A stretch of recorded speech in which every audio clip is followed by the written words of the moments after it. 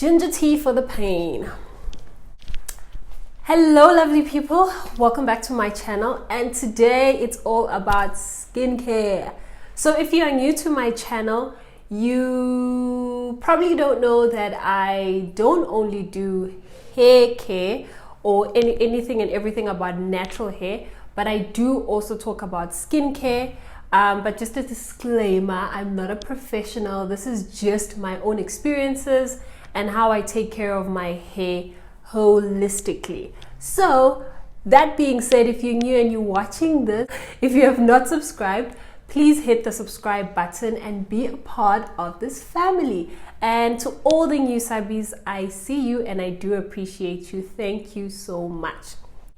So as you can see from the title of today's video, I will be talking about my experience with adult acne and how I basically got rid of it.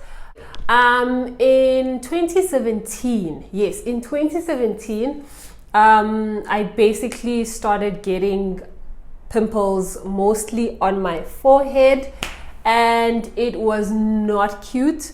I think it started around August, if I remember correctly. I can't remember, but it started around August, and I thought, no, you know what, this is just a little phase. You know, sometimes, once in a month as women, we do go through hormonal issues because of our period and whatnot, and that can trigger our skin to be a certain way.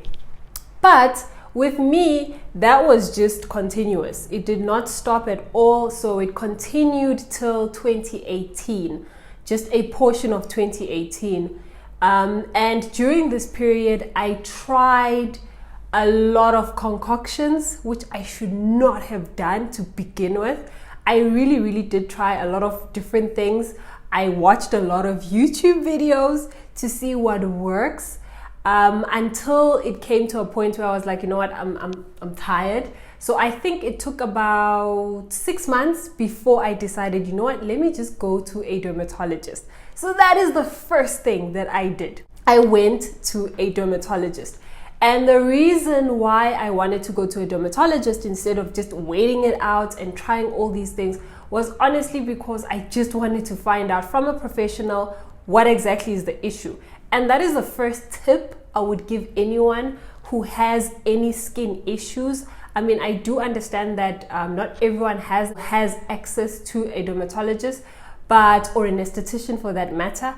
But if you are able to, and you have skin issues that have been prolonged for a certain period, I would rather seek a professional before just trying out your own things, because you might end up doing more damage than you were supposed to. So that's the first thing I did. And when I did go and seek for assistance from a dermatologist, I was told that it's hormonal, and whatever topical things I was trying, creams, cleansing, and it was really not going to be helpful at all because it was hormonal. So that was really helpful. And what he did is that he gave me this other cream. I think I still have it. If I do, I will show an image of it. But he gave me this other cream, which was really helpful. He actually gave me two. The first thing that I did actually ask him was, please do not give me anything that I need to ingest. Simply because I hate taking meds. It's just a thing for me. I hate taking meds, and I struggle to keep up with them. Yeah, I honestly didn't want to take anything. Unfortunately, he did give me some meds. I can't remember what he gave me. But yeah, so the first thing is just to seek a professional. Do not do this on your own. It might work for some people. It might not work for other people. But what worked for me was first going to a professional. Okay, so the second thing that I had to now try to understand is my skin type. But basically, he just tried to make me understand what my skin type is and what type of products I'm supposed to use. So I have oily, acne-prone skin. I just produce more sebum than people with dry skin or with normal skin, which is not entirely a bad thing, but it's just that when you produce a lot of sebum, that means that your skin tends to clog up quite quicker than somebody with a different skin type. And if you don't wash your face correctly and you don't take care of your skin correctly, if it clogs up, then it will end up producing unnecessary things, and you'll end up getting pimples and all of that not so good stuff. So that's the second thing that I would encourage you to understand. What is your skin type? And I know different shops like Dermalogica, they do skin analysis. So, you know, if you don't want to go to a dermal or an esthetician, maybe try to go to such stores so that you understand what exactly is your skin type, so that you don't use incorrect product for your skin. So that's the second thing that I did, understanding what my skin type is. And he also explained the type of products or ingredients I should look for whenever I'm buying products. So for instance, I love products that have salicylic acid, niacinamide. Like, I also like your glycolic acid and your lactic acid. Salicylic acid in particular is very good for people with acne prone skin because it goes deep within the epidermis to make sure that it clears skin impurities. And it's also oil soluble, so it is very, very good. Once I started using products, the right products from my skin, honestly, it changed my life. Currently, I love Olay and Derma. I will link my skincare routine with all the products that I love using. I've also recently started using Portia M products. Especially their toner. I haven't tried any other product. Oh no, their toner and their serum. I mean, it's great because it has glycerine, and I live in a dry place, Bloemfontein. So glycerine is a humectant and it helps to attract moisture onto your skin. So it does do a great job, but I don't know, it tends to be a bit sticky. So I'm not sure if I like it.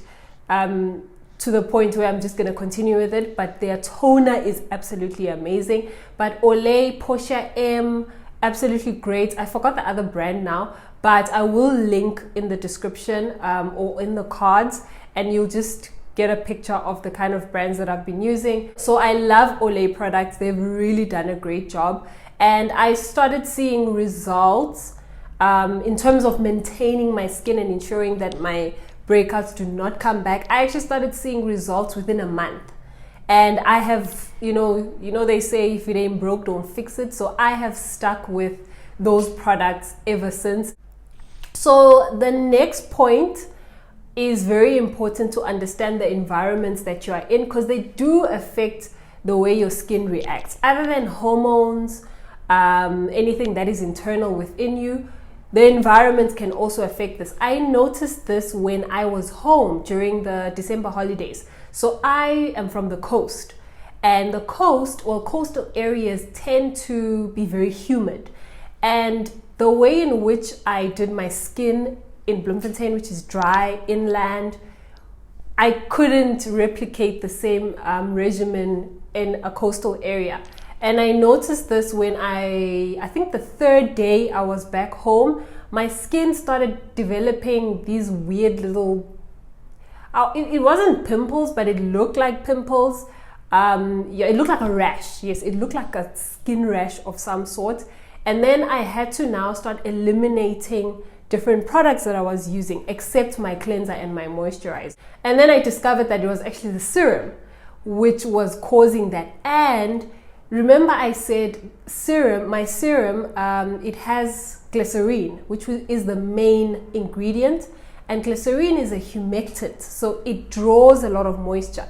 Now, if you are in a place that already has a lot of moisture, then I think it became a bit of an issue, and I eliminated that completely. And the only thing that I used was my toner and then moisturizer. That's all. So I didn't do my normal 5-step, and obviously sunscreen if I'm going somewhere. So it's very important to be alert and just to always be observant with your skin when you use certain products. You'll see some things work, some things don't, and you just need to act accordingly. And then the next point, which I feel like it's an obvious one, eating healthy. So one of the things that I also did while I was actually on meds, which was something that I was encouraged by my dermatologist, was to cut down on dairy products and also sugar. I love cheese and milk. I love cheese. So it kind of sucked that I had to cut down on those, but I really saw a huge difference going forward with my skin. Just being more aware of what I eat has really been helpful. Obviously, drinking water and also ensuring you are eating healthy in general has also contributed to my skin, and I'm certain that it'll probably contribute towards your skin. So another very important thing is the issue of just being patient. Some people, it takes a bit longer to clear out whatever skin issues. For some people, it comes back. It might be a genetic issue. You just have to be patient with yourself. You just need to understand what works, what doesn't. So it's very important that you take note of that.